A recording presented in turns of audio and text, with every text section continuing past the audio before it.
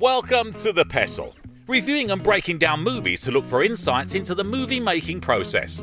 Hosted by Haunted Houses. Hold on a sec. I heard a noise behind that door. Welcome everybody to the Pestle. Today's show is brought to you by Let's Potato Chips. Crisp and not as greasy as you think. Let's are a definite buy. Welcome everybody to the Pestle. I am Wes. And I'm Todd. And this is a film podcast where we analyze movies to death and try to breathe new life into them. I think is kind of the somewhat goal, the semi-goal.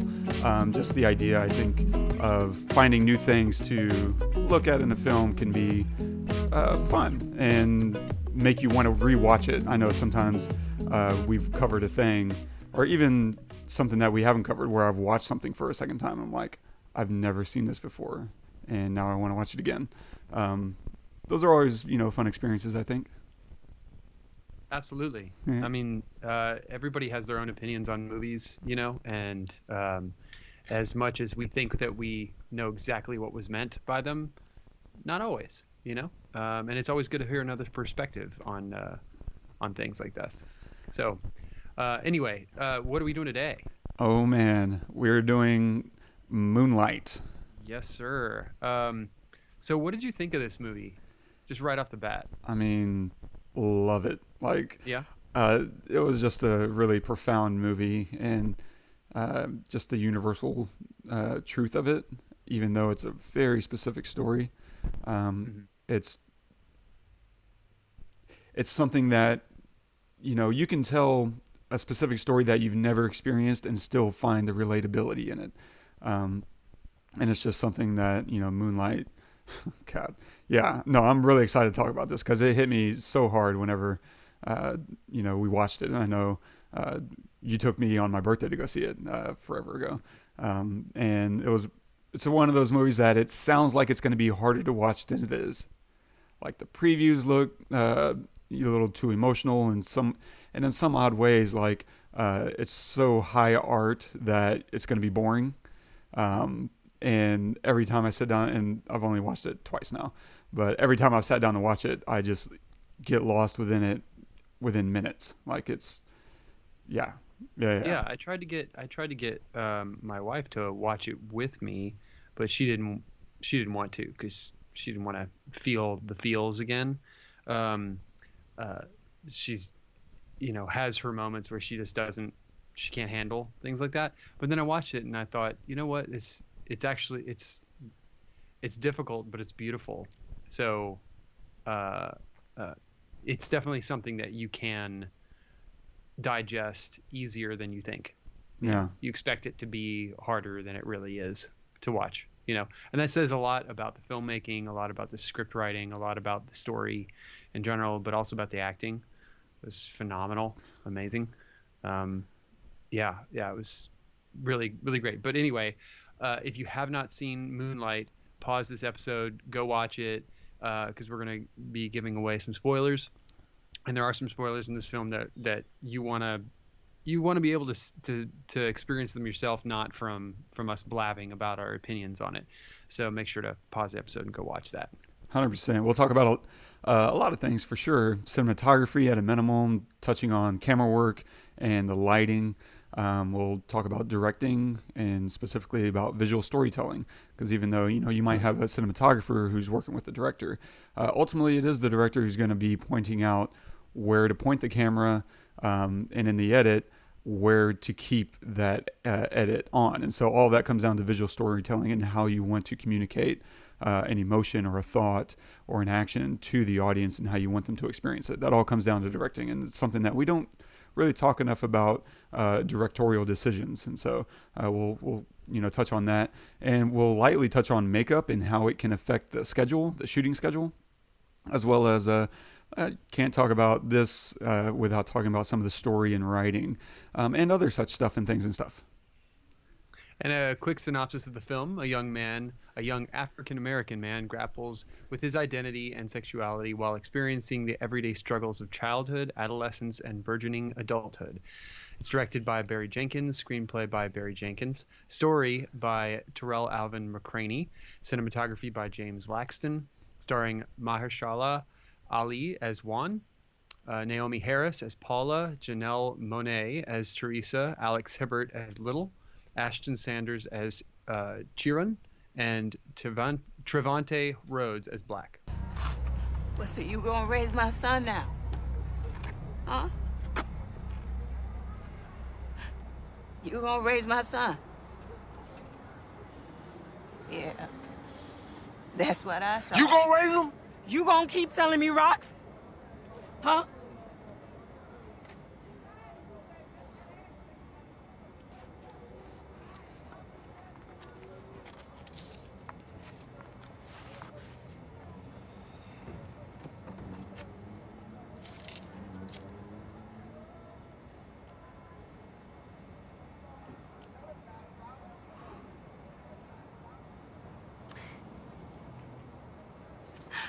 Motherfucker.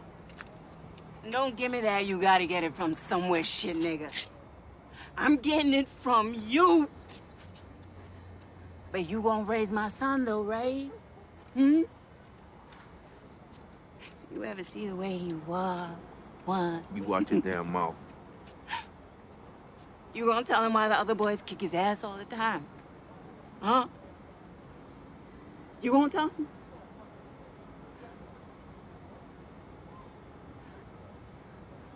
You ain't shit.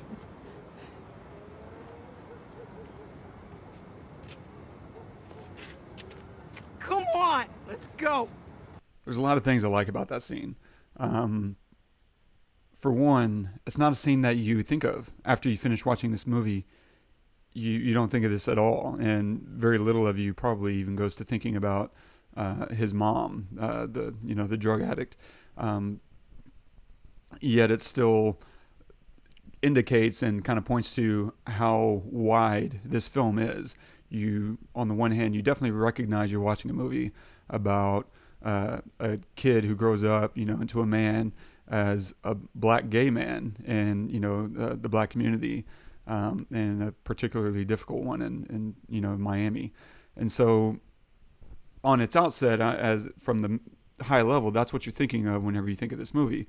But whenever you start kind of drilling down, you start to see a lot of other details in there. You think about, it is about poverty, and it's also about drugs and addiction and selling, and that whole dynamic of, within a community you have dealers and you have buyers, and they're not as far apart from each other as you might think. And so it's such a wide area, and jail and the effects of jail.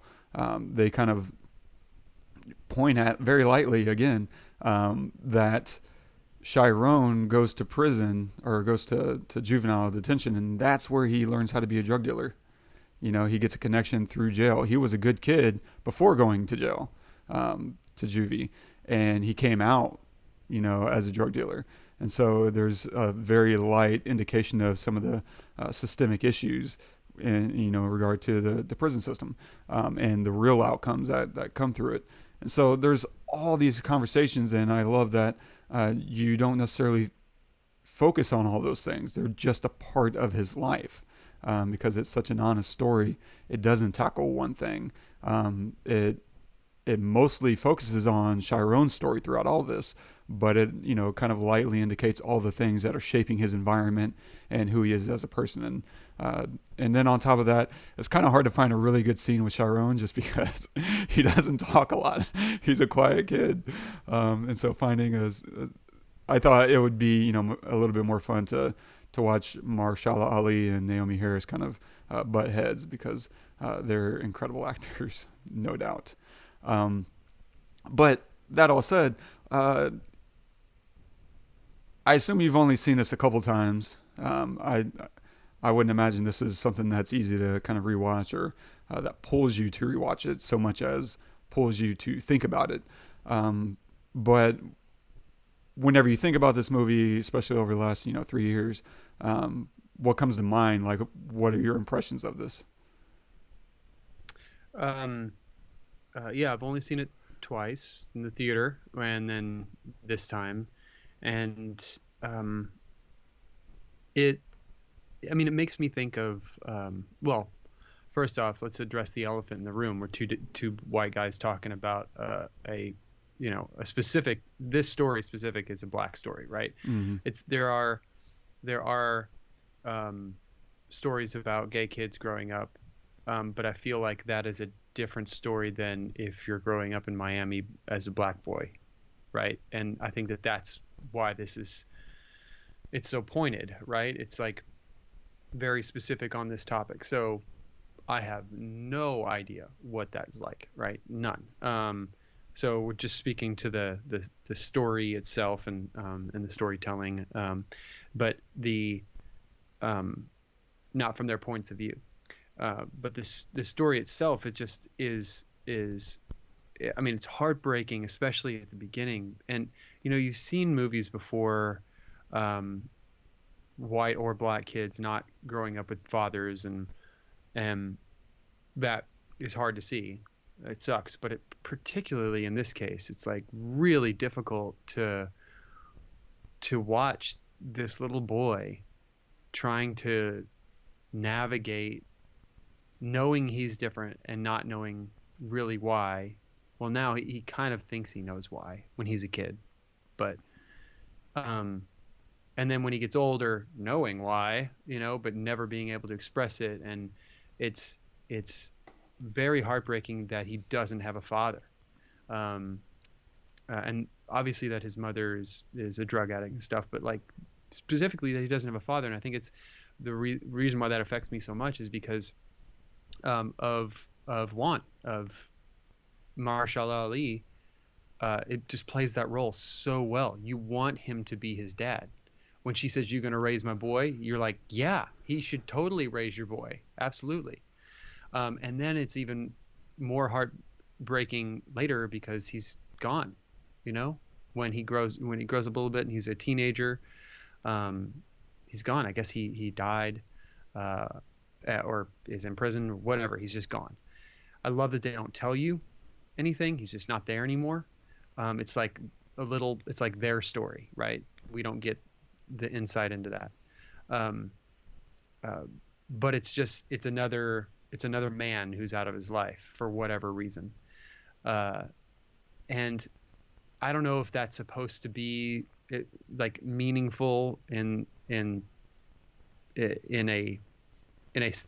sexual realm, right? That the men are leaving, and so he grabs onto men, or if it's just this is the story, right? In some cases, I think that in films, I think that there's reasons for everything, obviously, but sometimes there's just a story, and this just feels like part of the story.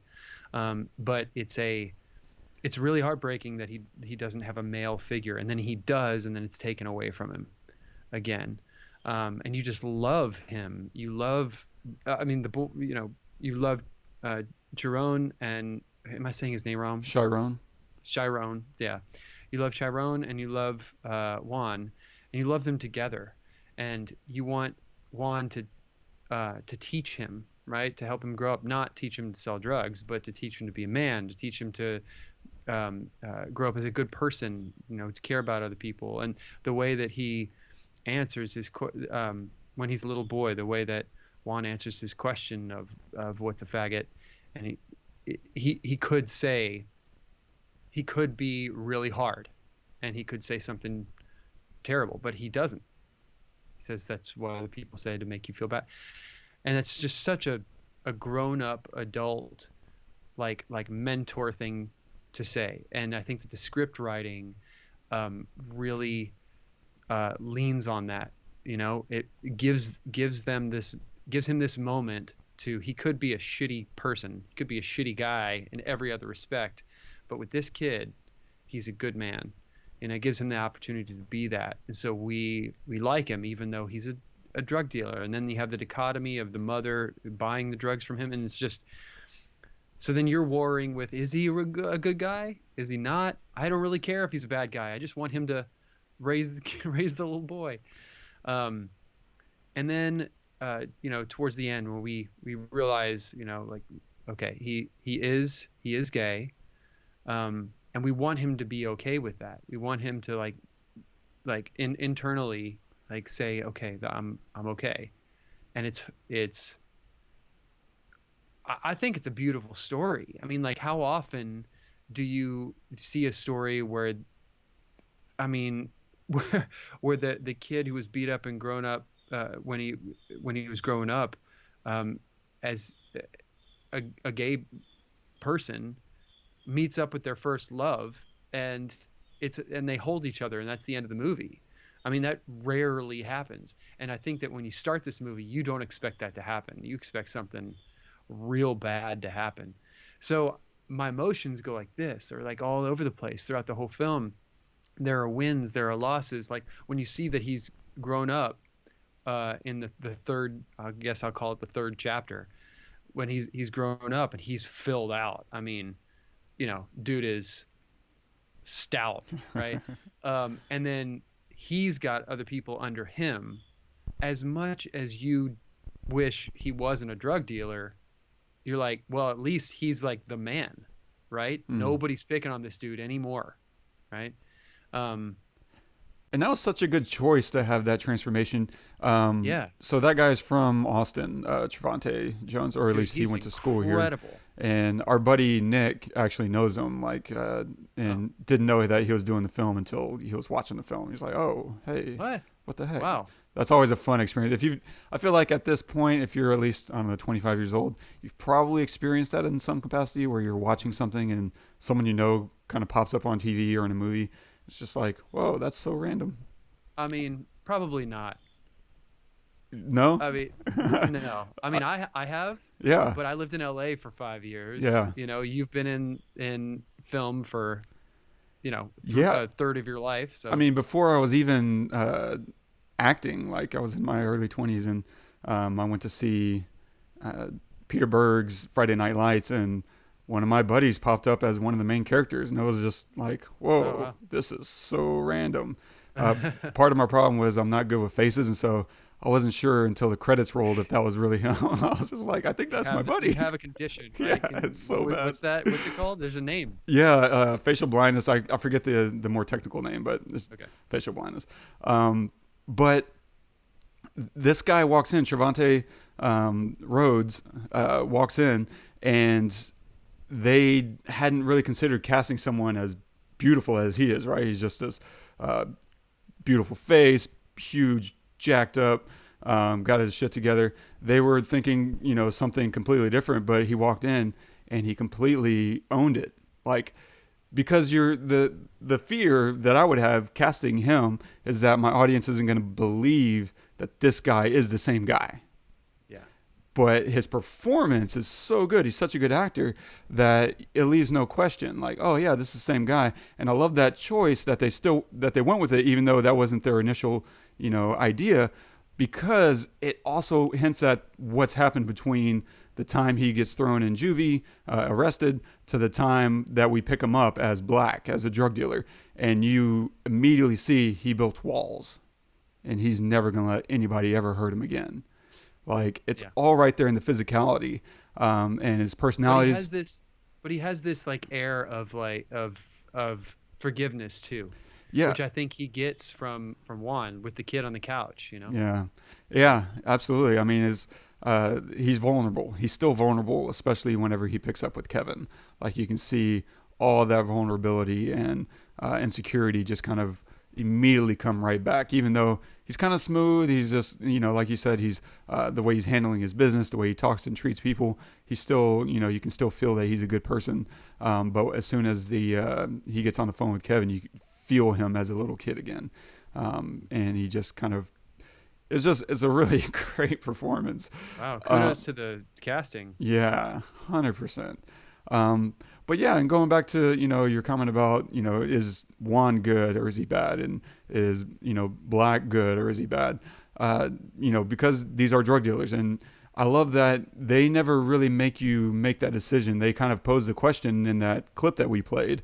You're selling me something that's destroying my life, and you're doing it. It's not somebody else. But I love that it's all in there without a lot of judgment, because it's so much more complex than that. Whenever you're looking at who Juan is to Shy, like, you see that he's a good father figure, and he's looking after him, and he's giving him security, all those things that you were talking about, sitting at the table.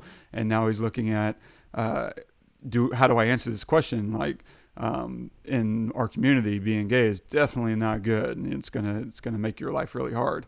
But he still answers it with so much, gentility and finesse and lack of judgment. He's telling him that you can be whatever you want. That's that scene on the beach, right? Whenever he's talking about, they wanted to call me Blue, and I love the response. He's like, "So your name is Blue?" He's like, "No.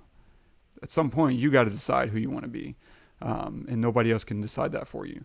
And so he's given this little boy who's questioning everything in life, and he's trying to empower him and give him autonomy and self-embodiment, and it's just beautiful, and it's so much more complex, right, than drug dealer good or bad, because plenty of films are easy to make those depictions, and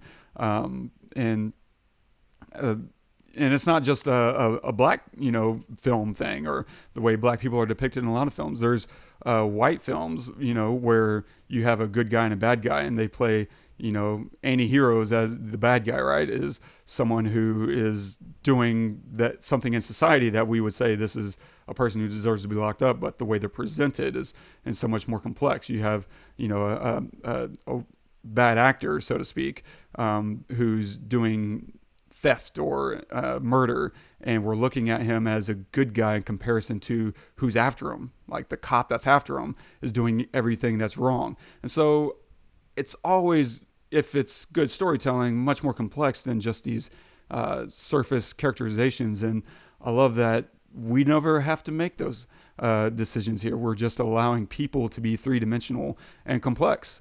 We don't know Juan's story. We never get to hear much of his story. We know that he's from Cuba, and that's about the end of it. We know that he's married to a really good woman, and that's about the end of that. Like, they allow so much more complexity by just kind of letting things be, and instead focusing on who they are and the actions they take and the way they treat each other. And it's beautiful. I just adore this kind of storytelling, to no end, for sure. Yeah. How about that opening shot too? He pulls up in his car, and it's just a hard cut where you open there, and then we just kind of explore this space in 360. Like, we start spinning and spinning. And there's another really great spinning moment that happens later in the film that is a little bit of an echo, where right before Chiron gets beat up by Kevin, like, we start spinning and spinning and spinning, and it lands on something negative.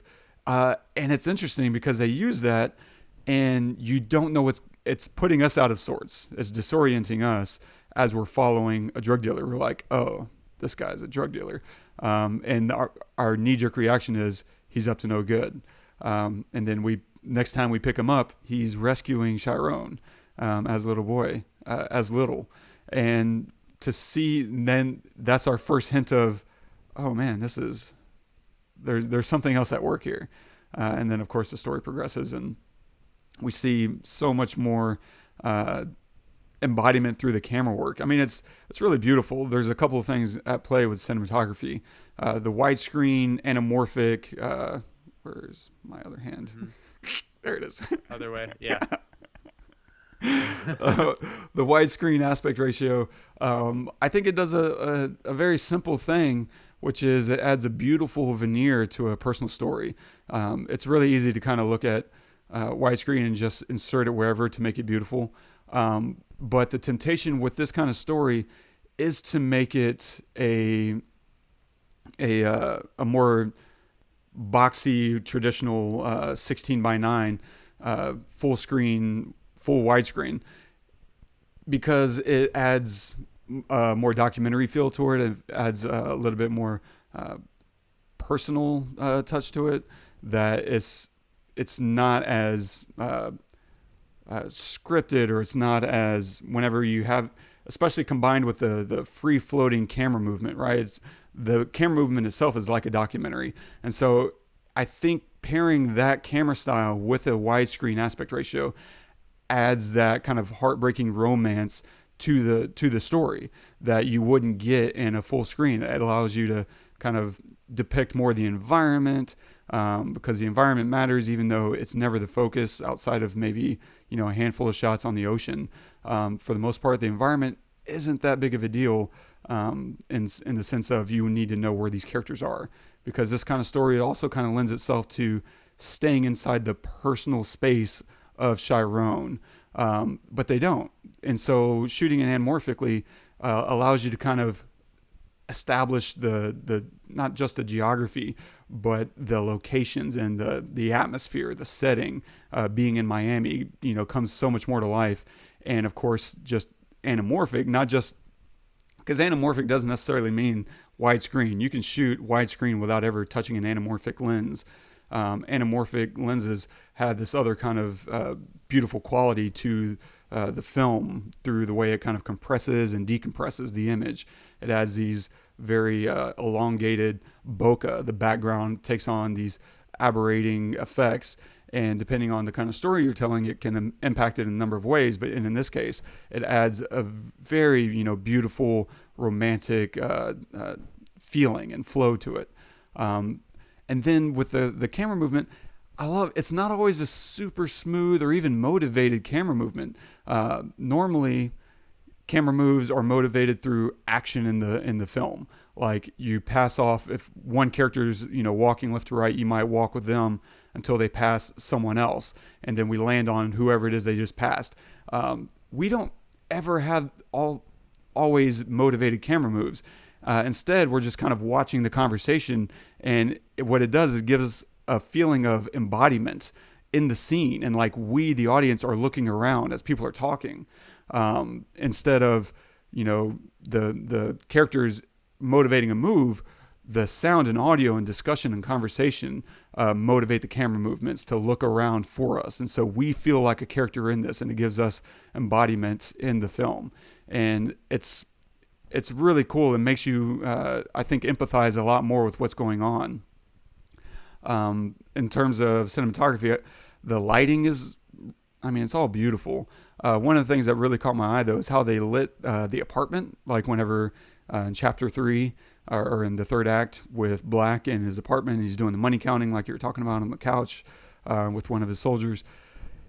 It's a basic white-walled apartment. It's got these basic, hanging shutters, and yet it's beautiful. And they did that through the lighting. They gave the living room this kind of orange lighting, and then the kitchen has this blue lighting, and we stayed much closer to everybody. We don't show a lot of wide angles, and that just allowed us a lot of soft and beautiful and interesting lighting in a space that would otherwise be really boring and plain. I've seen so many films shoot in an apartment, which is fine, but they tend to just kind of the smaller films, not like the pros. The smaller films tend to do this thing where they'll just kind of strike a lamp, and that'll be that. And it's usually not like a soft lamp. It's usually like this lamp that's just shooting light straight into the ceiling, and it just does nothing. It flattens the wall. It's just really poor when there's so many more opportunities. And they clearly took their time lighting the apartment because it's gorgeous, and it's something that you wouldn't assume you could rent, for a day, for like $150. They took a really basic apartment. What was the budget for this? Do we know? That's a good question. I'll look it up. My knee-jerk reaction would be around $5 million. But Unbelievable. I can imagine this being a 1.5 or a 10 million. Let's see. It just goes to show you that. Yeah, 4 million. So it was right. Okay. Right around where I was You're right thinking. on the money. Yeah. It's about the story, right? Yep. It's about. It is at its core about the story. You have to have great cinematography and lighting, acting, and a screenplay. But if the core, the story isn't impactful or motivating or says something specific, then nothing else is going to make that a great film. In this film, $4 million, and like awards everywhere. Like, it's just unbelievable, and it's going to be remembered for a long time. So that just goes to show, like, anybody writing something, like, start with the story and then build everything around that. The story is your scaffolding. 100%. Just to dive a little into directing, like, there's so much strong visual storytelling, because you're right, the story is so good, and great directing allowed that to really spring to life. I think the starting point you have to understand about visual storytelling is wherever you point the camera or hold a shot or hold an angle, you're indicating that there's something there to see or understand. And whenever you take in account the idea of the Kuleshov effect of you cut from one thing to another, you're implying something between these two shots, and trying to understand how your audience is going to digest that or perceive it will give you so much more space in how you tell your story effectively. And so, for instance, we look at Little, whenever in the first act, we're usually watching Chiron silently reacting to the world around him, right? He's kind of in fear of everyone. And that starts with how we encounter him, right? He's being chased into this kind of abandoned apartment where that's kind of littered with drug paraphernalia. And he's being taunted and yelled at, and he's just by himself. And we don't hear him speak for quite a while. But just the way people are treating him and watching how he reacts to them. Like, we see him go to Juan, takes him to eat, right? And he asks him a question, and Chiron doesn't answer. He just keeps eating, and he takes away the food. And we see him hang his head until he gets his food back. And we're, of course, taking into account what Juan is saying, but I think more importantly is you could have easily have missed the opportunity in that shot by not having him hang his head. You could have, made him say something. You could have made him angry. Instead, you indicate shame, you indicate embarrassment and fear, all through just hanging his head. And by showing that on camera, like, that's very basic, simple visual storytelling that are missed opportunities in so many other projects, especially, people who are new to the game. And then you fast forward into the second act with Chiron. We see whenever he's on the beach with Kevin, right? We see all these longing looks from Kevin as he's looking at Chiron. And it's building up this idea of, is there a connection here?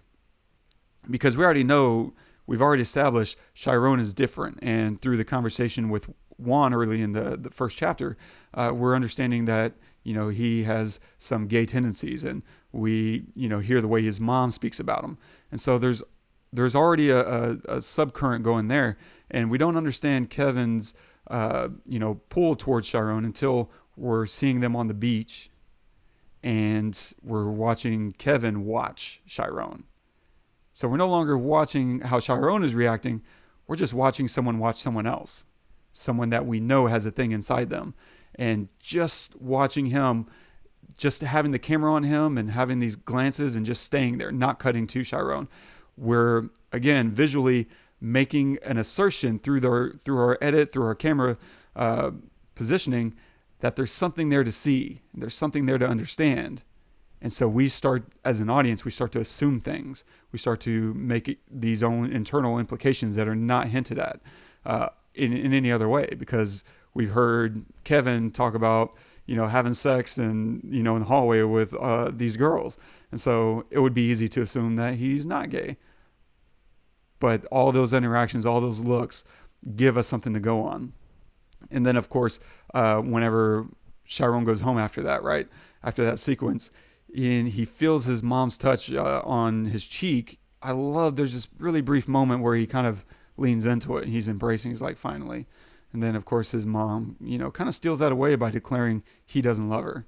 And there's this shame that kind of creeps back on him. And it's just there. It's there that we begin to see how much he needs touch through what is briefly there and then withheld from his mom. And then fast forward again, still on visual storytelling here, to chapter 3, Black. And there's this really, really great connection that we make in tying, because again, going back to what we were saying earlier, these are two radically different characters jumping from chapter 2 to 3.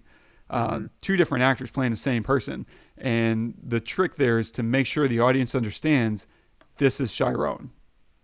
And it's so important to make sure that they understand that without ever having to think or ask the question.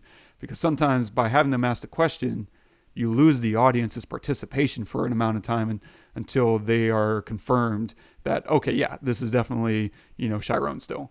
And so by never making them, and that's tricky, man. My last project, I had the same problem that they had, which was I had 3 different actors in 3 different same age ranges playing one character. And I spent a lot of time trying to understand how I can make sure the audience always knows who is who. And a lot of time, whatever, that's a whole other thing. But it's a tricky thing that you have to consider. And the way that they did it here in that transition, they tied his aging in through a flashback of his mom yelling at him. And then we cut straight to Chiron waking up out of a nightmare, having aged, 10 years. And it's perfect because you immediately know, okay, we jumped in time again. And this is Chiron. Holy crap. He got jacked while he was in, jail or wherever he was. Whatever's happened between now and then, this guy has changed everything. He is not the same person. And then establishing his new personality. And going back again to that phone call with Kevin, he's quiet. He reverts to the sweet kid again. That just goes right to performance and directing of like, here's who he is in his core. And these 3 actors kept it so pitch perfect through all 3 performances. It says a lot about the acting, and it says a ton about the directing, because we don't see what's in the outtakes. We don't see whenever he course corrected. We only see the final product, and for that you have to assume Barry Jenkins is just doing the Lord's work. Like he is just picking every right take, and he's pushing every right button to make sure that they're all on the same page, because there's a lot to keep track of there. And lastly, in terms of visual storytelling, in the diner, we get to see so much fear and vulnerability in Shy's face. Like we feel it through his performance and through the empathy for the character we've built up because we have all the same questions I think that he's having in those moments. And we'll get to that when we get to the storytelling section. But it's every section of this film, you are being told through the visual storytelling what's going on in this character, because otherwise it's not necessarily there in the dialogue. The dialogue isn't always pointing at what's going on. Instead, the subtext is all visually communicated. And this is an excellent film to study for that. Hats off to Barry freaking Jenkins. And it's a good, the reason why it's good is not just because of it does what it does well. It's like there are other movies that you could look at for the same thing, but it's simple. Like the way that they do that is in a way where you could literally take that form and put it in a different story and it would still work. It's not so convoluted that you couldn't imagine doing it with another story or how to do it yourself. It's literally like, it's this easy. Just do this and plug this style into another like any other movie or story or whatever, and you can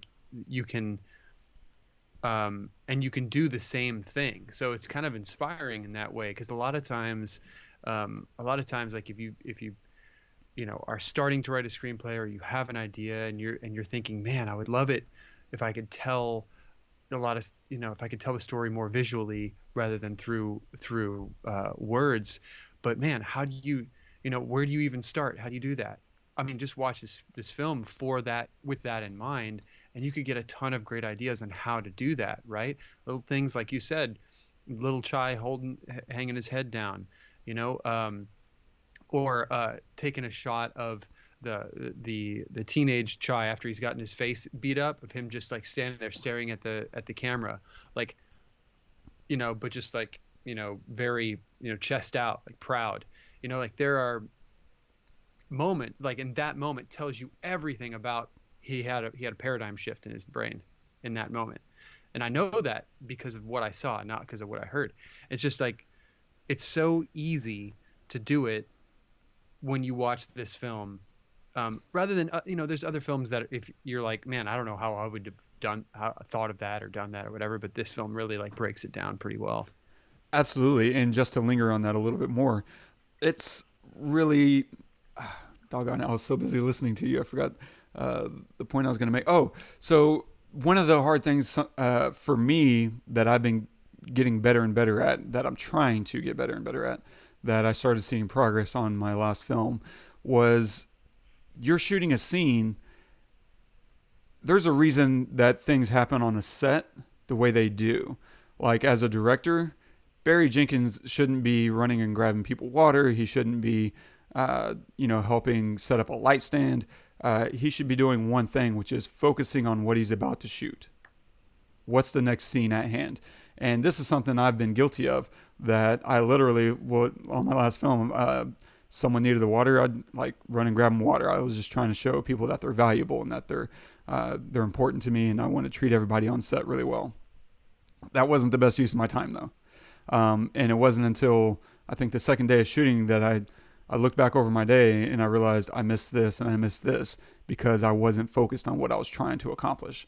And so at that point, I less and less started, kept helping people do things. We hired people on set to do those things for a reason. And it's because I'm the only person who has this entire project in their head and understands what this entire project is trying to be. And it became important. And I, told my producer, I was like, hey, yeah. And we were just kind of wrapping up after, the first day of shooting. He's like, what's going well? What's not going well? What can I do better? What do you need help with? And I was like, honestly, man, I just realized that I need to stop helping as much. And I need to start focusing on the scene ahead of time. And so I'm going to be less helpful, from here on out. And he's like, great. That's what we're here for. I'm like, okay. And so whenever a scene is coming up, I would just sit down and reread the scene. Like, that's something that is really easy to skip over, because in your head, you have a version of the scene that may not be what you wrote. Because whenever I'm writing something, I'm thinking, here's all the intricacies. Here's what's playing into the next scene, or, 10 scenes down the line, here's where I'm setting that other scene up. And here's what I emotionally want to communicate. Here's the vibe and the through line of this scene. And if I don't take the time to reread the scene and start thinking through my shots and my shot list and why I have a shot listed on my shot list in the first place, I'll forget. It's a lot. I mean, I was only doing 30 pages. Barry Jenkins is doing, 100 pages. 150. Yeah, I mean, it's a 150-minute film, or an hour and 50-minute film. Yeah. 110 pages. 110. If it's if it holds the true adage of 1 page per minute, which is give or take, but on average, I personally find that to be about accurate. And so it's really easy to get caught up and forget what the scene is trying to accomplish in the script, what emotionally you want people to feel, and how to, enunciate that. And if you don't review it, you may not be able to catch your actor, missing a moment. And you can walk in between takes and say, hey, actually, here's a beat that you're missing. Hold. Like, you're going to say a line, just hold. Give me a pause there. Maybe look to your left and then deliver your line.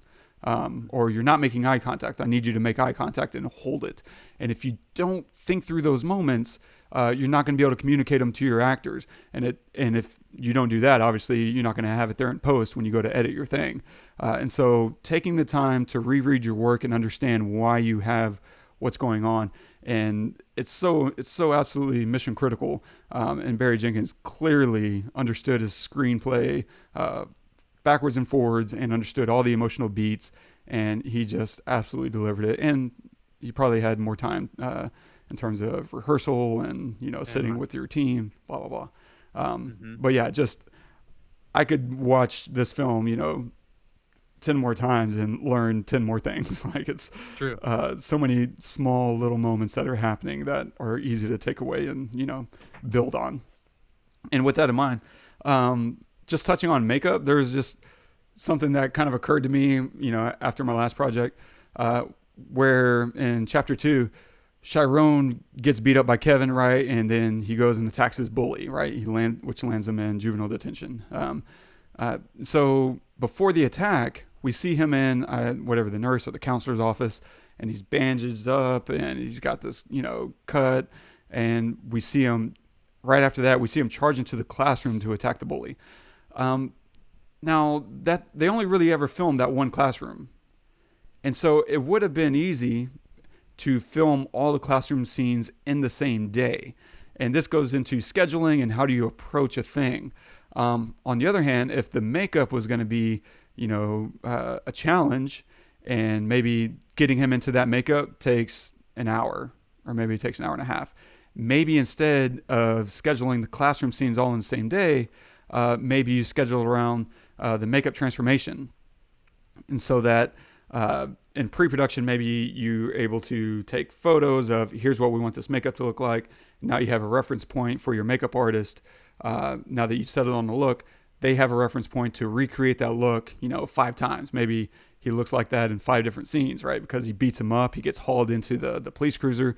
These all could have been separate days based on what made the most efficient use of their time and budget. Like it could have been easier to film all the classroom scenes in the same day. That means you have to decide, do we want to shoot the makeup scene first with the stunt, right? He slams a chair over his back and that breaks into 1,000 pieces.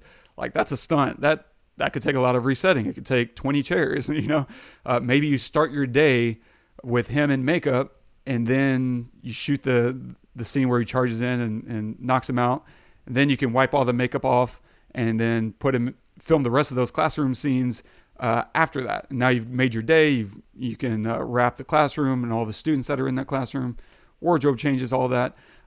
Or maybe you shoot it in sequence. We do the makeup once, and then we shoot the counselor's office, and then we shoot the classroom scene, and then we shoot the him going into the police cruiser. Like maybe you schedule it around that, and it all comes down to, and this is more of a line producer hat of what's going to be the most efficient in budget. Or if you're a director, you might say, I want to shoot these all in absolute sequence so that my actor has the absolute most emotional throughput to understand what's happening and why. Like I just experienced a scene where I got my ass kicked by the one person I thought would actually, who knows me and understands me. And now I am filled with rage at the person who set this in motion. And you're giving your actor the most emotional punch, no pun intended, in order to achieve, this peak at the height of this chapter.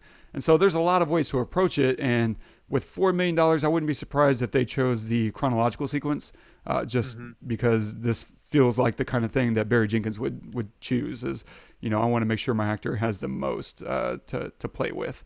And I'm going to give him all the build up to that sequence in order to, capture the most raw emotional moment possible.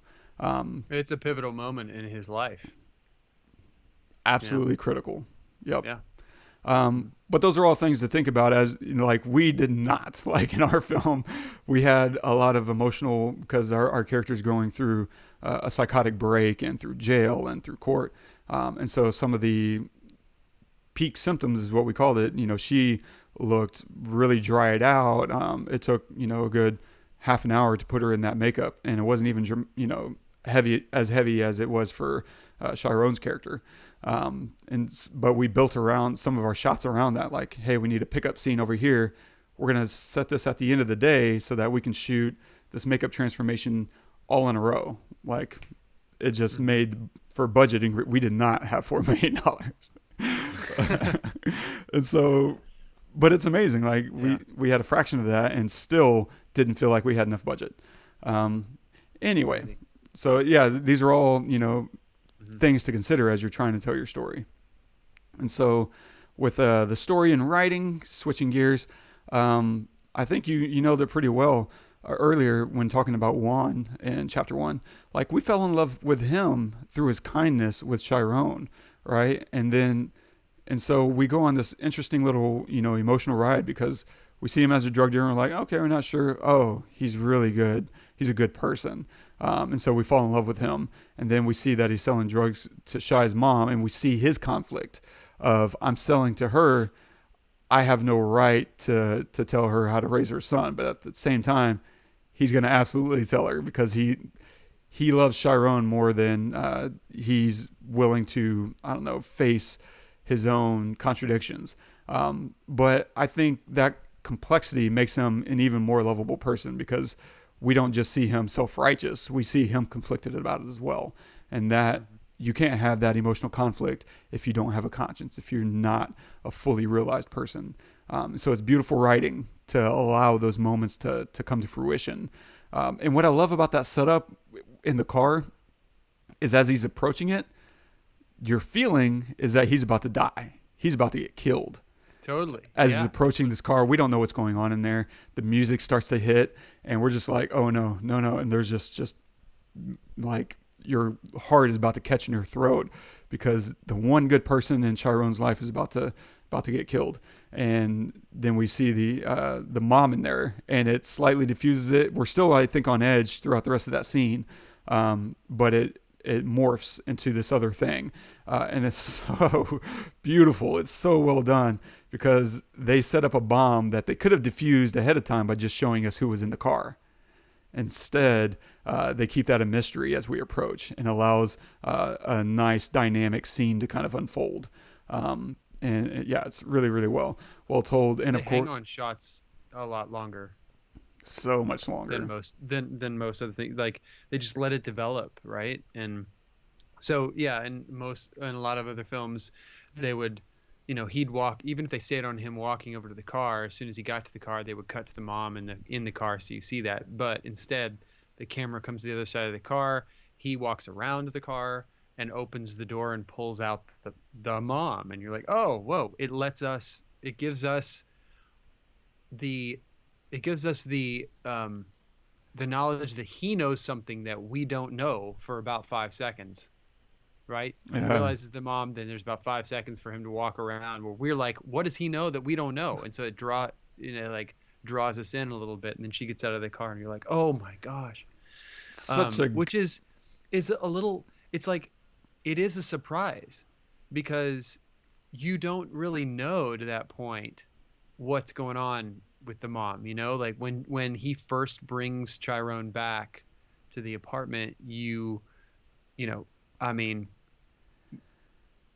something's a little bit off, but she's nice to Juan. She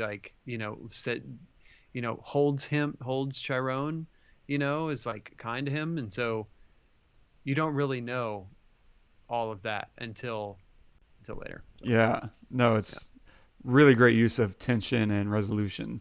I love in the story, there's this Bible verse I always think of, and it's basically, it just says, hope deferred makes the heart sick. I want to say that's out of Proverbs. And I just love that conceptually. And yes, I am agnostic, but there's so much good wisdom and things that kind of stick with you.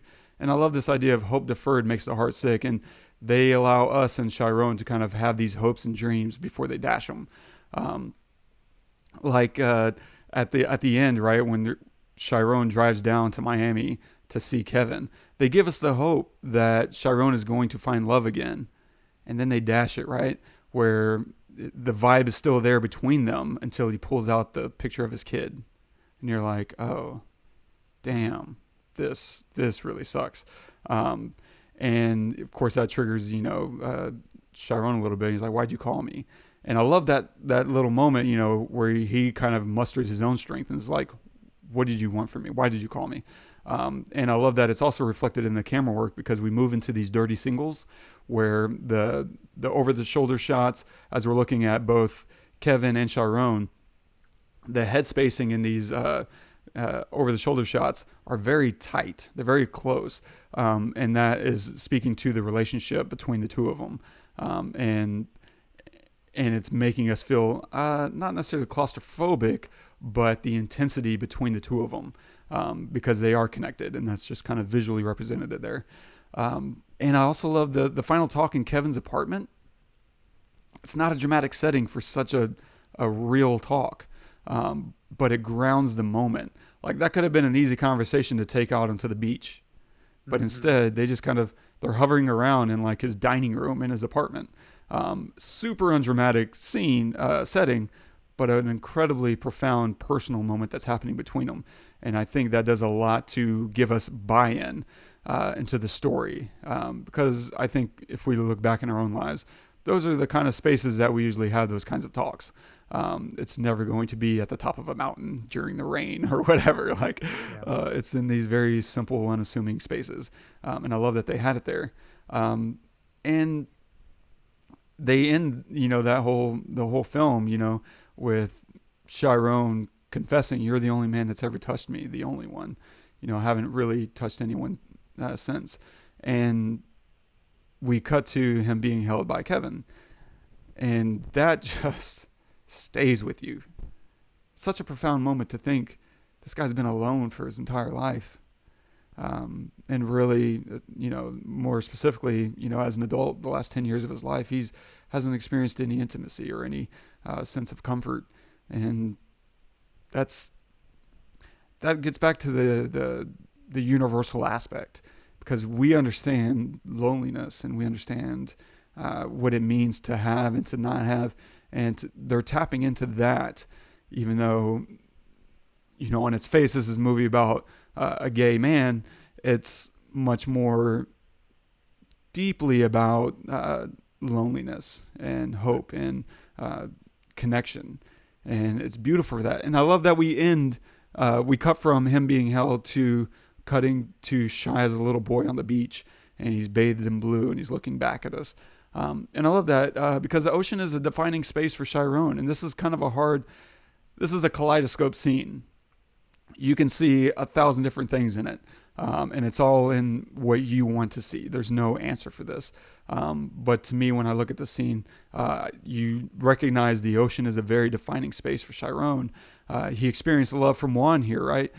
He learned to swim as a little boy. He heard the story about blue.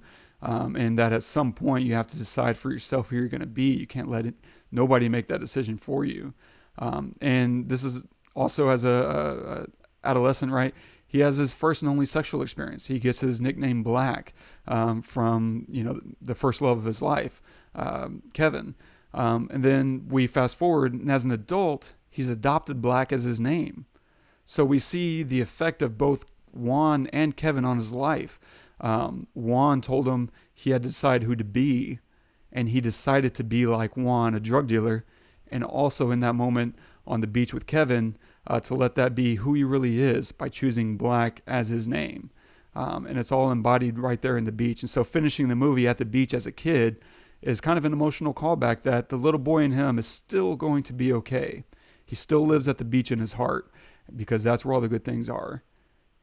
And by being held by Kevin, that's it's affirming. Yeah, and it's really cool that they older Chiron doesn't go back to the beach. The image is of the younger version of himself at the beach. Yeah. That he's still that little boy. And they just cut to it. Like, why beat around the bush? Like, why have them travel to the beach? No, like, you're right. Having that really important scene in a claustrophobic, tiny ass kitchen, right? But it's meaningful if they're in the kitchen because Kevin loves cooking, and it's something special that he's sharing, with Chiron, right? Something else special that he's sharing with him in a space that's important to him. But we end with the space that's important to Chiron, which is the beach. So yeah, man, well said. So good. Lastly, the only note I had about writing specifically was I love that they don't ever speak down to the audience. Like, they never make things that you might not understand super easy to understand. Like, they always stay in their own world. We're in their world. They're not bringing their world to us. We have to go to their world. And so whenever you use, phrases like trapping, like contextually, the audience probably understands. And for that, I'm not thinking of people like us. I'm thinking of, people who have only ever been in whatever upstate New York, right? They can they may not understand trapping. Like, what does that mean? and it's lingo, for drug dealing. Fronts, and you may not understand that's the grill that he's, rocking in his mouth, the gold grill.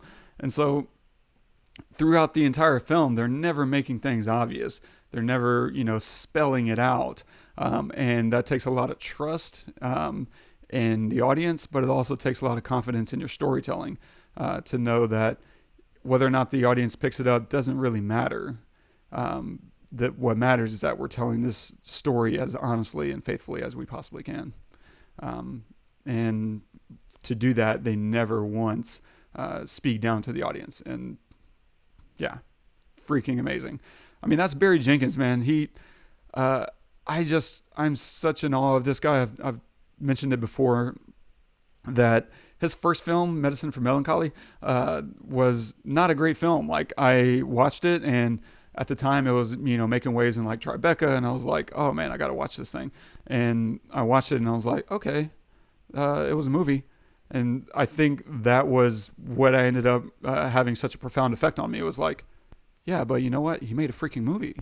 It didn't matter that he didn't have a $4 million budget. He had a $10,000 budget. He went and made a movie. And his follow-up won an Oscar. That's crazy. It's crazy and amazing. And it's absolutely indicative of his talent and the fact that he didn't let anything hold him back. He went out and he kept working, and he found and his writing is every bit as good. And it's incredibly inspiring, as a filmmaker, to see the landscape that he painted between his first and second film. Like, good Lord, man. Goals. Yeah. Just keep going. Yeah, that's all you can do. Keep creating, Absolutely. Don't slow down. Don't stop. Just keep going. Love Definitely. it. Yeah. Yeah, so I mean, that's pretty much all I got. I don't know. That's a lot. I That's guess a lot. so. I mean, I think we could, with movies like this, you could talk about it all day because, you talk about one scene and, you there? Mm-hmm. It is easy to kind of look at any one given scene and keep going on it because there's so much in this film, despite there being all of like 10 minutes of dialogue. Like it's such a visual story and an emotional story. And this is something, and I'm so glad it won a Best Picture. Most of my favorite films don't win Best Picture. Half of them don't even get nominated for Best Picture.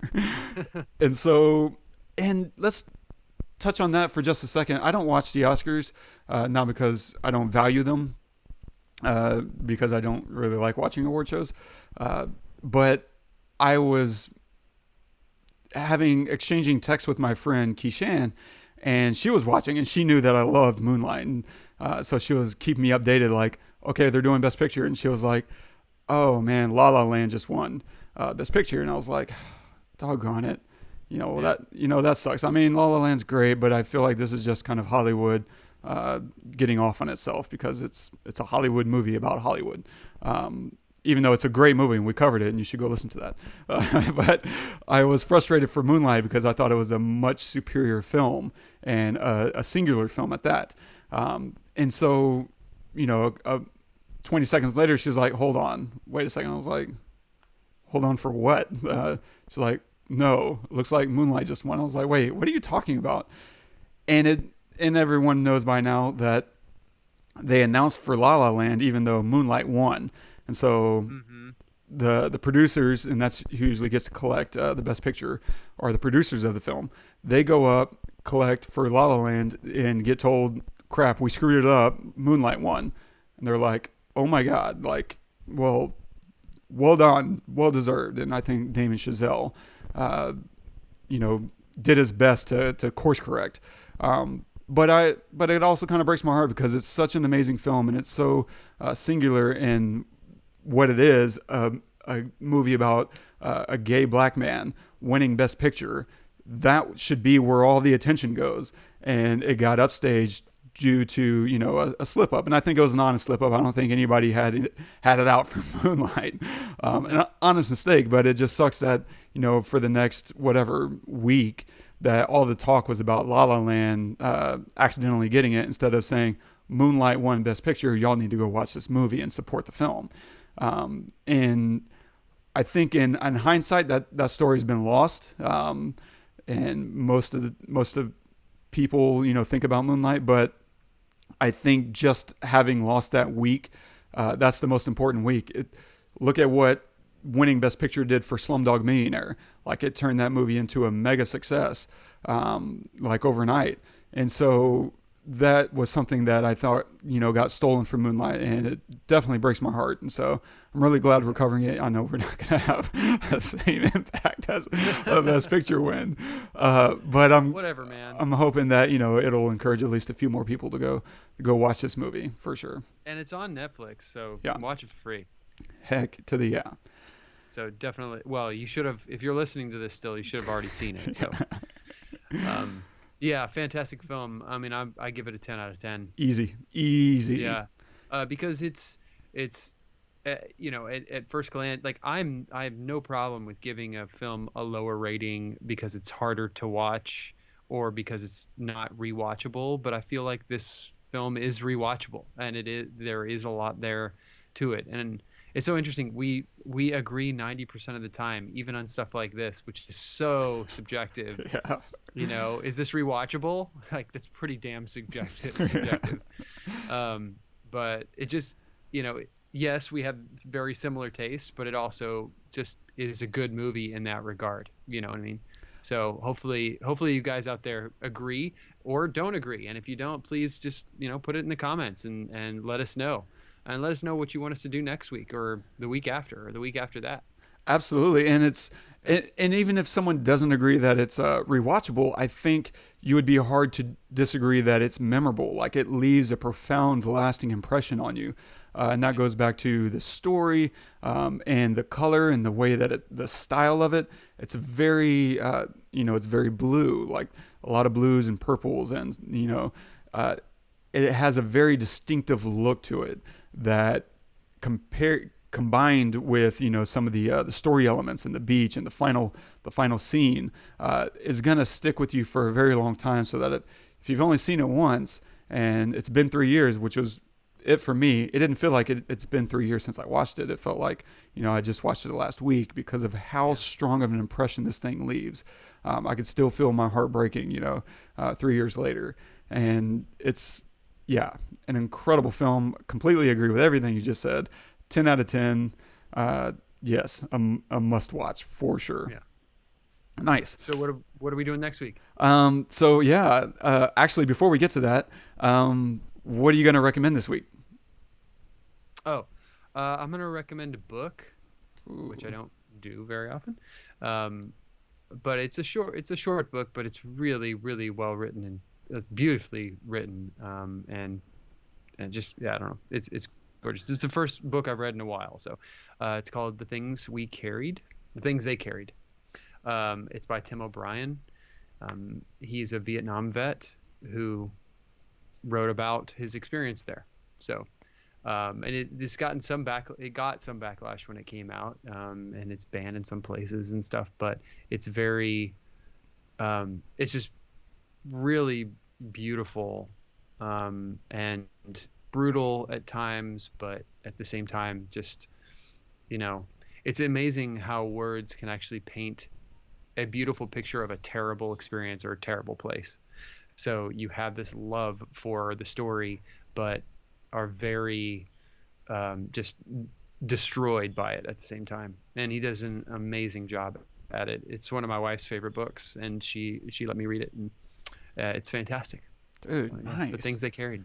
Are you starting to do more reading? Starting to, yeah.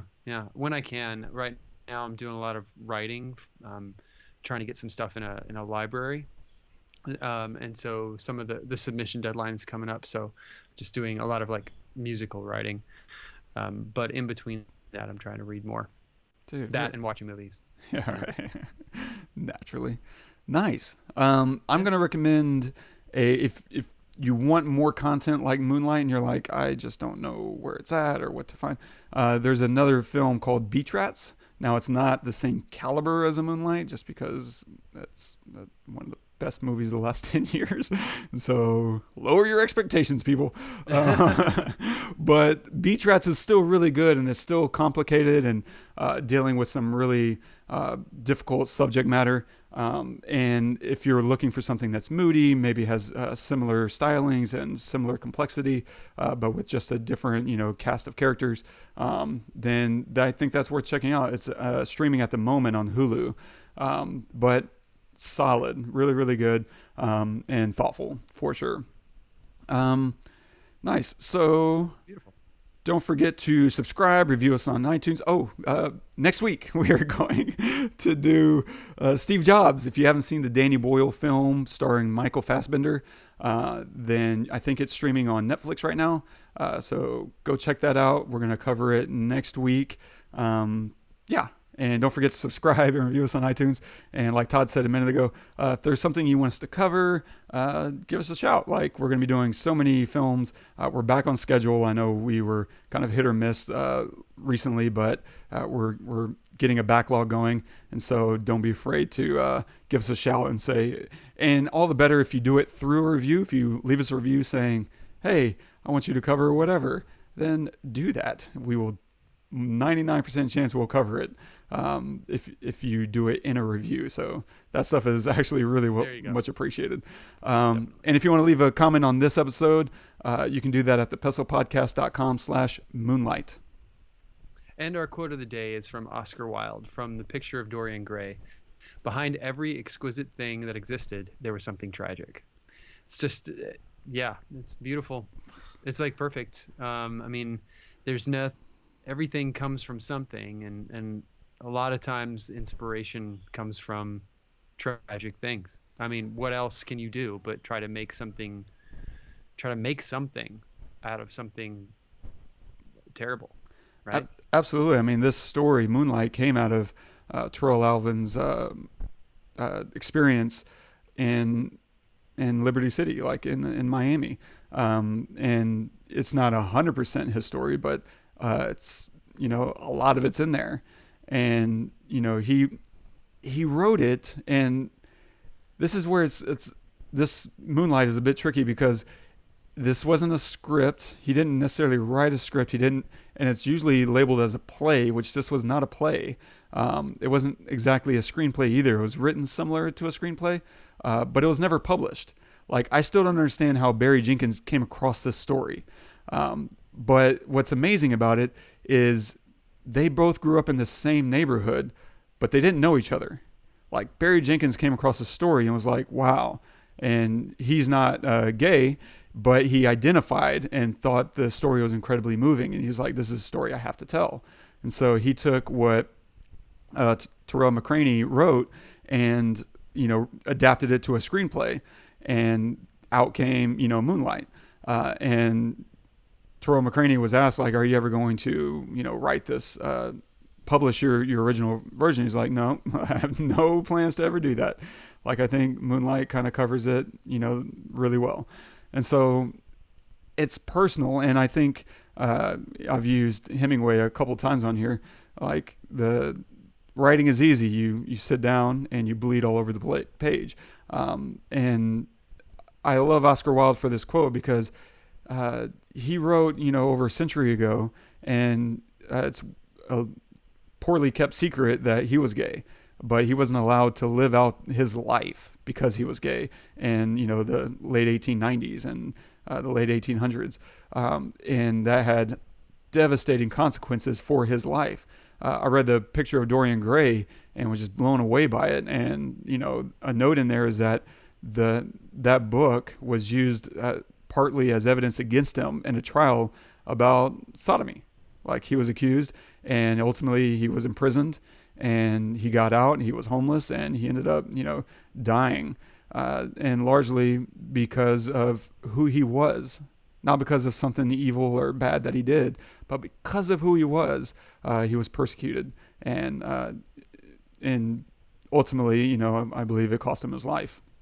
And so I'm glad that we can watch a movie like Moonlight and see these experiences, because there's so many more of these stories that are worth hearing and worth being told. And I'm very grateful to both Barry Jenkins and Tarell, Alvin, McCraney for having the courage to tell this story. 100%. It's a great quote. He's an incredible writer. The movie was incredible. If you have a story, tell it. Tell it for yourself for sure, but tell it for other people too. If you think that there might be others that are either struggling with something, or just if you want to tell a story. Like I've a pretty, in all honesty, I have a pretty vanilla life. I have most of my life, but I have a story too. And the cool thing is that there are aspects of your story that can be the story. It doesn't have to be that you're a gay black boy growing up in the middle of a very rough neighborhood. That doesn't have to be your story.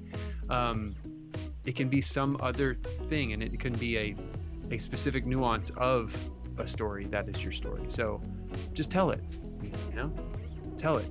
You're not. It's the richest place on earth is a graveyard. So just get it out there, put it out there, or else no one will ever see it or hear it, or it won't touch the world. So anyway, this has been fun. Thank you so much, Wes, for all of your insight. I've just enjoyed listening. I just sat back and I listened to most of this because I feel like you had so many great points on the directing and storytelling and the cinematography. So thank you for that.